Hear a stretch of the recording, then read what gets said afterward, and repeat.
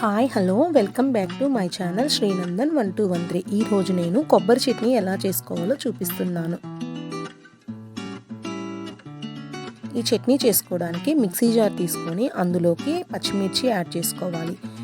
4 వెల్లుల్లి ముక్కలు, అల్లం ముక్కలు, ఫ్రెష్గా కట్ చేసుకున్న కొబ్బరి ముక్కలు యాడ్ చేసుకోవాలి. అందులోకి తినే శనగపప్పు, టేస్ట్కి సరిపడినంత ఉప్పు యాడ్ చేసుకోవాలి.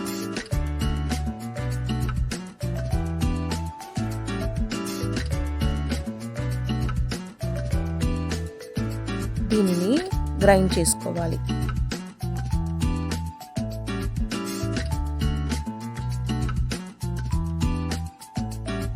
ఇప్పుడు తాలింపు పెట్టుకోవాలి. ఒక కడాయి తీసుకొని ఆయిల్ వేసి ఆయిల్ హీట్ ఎక్కిన తర్వాత ఆవాలు, జీలకర్ర వేయాలి. అందులోకి మినప్పప్పు, పచ్చి శనగపప్పు వేసుకోవాలి.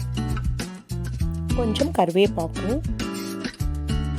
పప్పులు కొంచెం కలర్ చేంజ్ అయిన తర్వాత మిక్స్ చేసుకున్న చట్నీని ఇందులోకి యాడ్ చేసి స్టవ్ ఆఫ్ చేసుకోవాలి. అంతే, ఎంతో టేస్టీ అయిన కొబ్బరి చట్నీ రెడీ అయిపోయింది.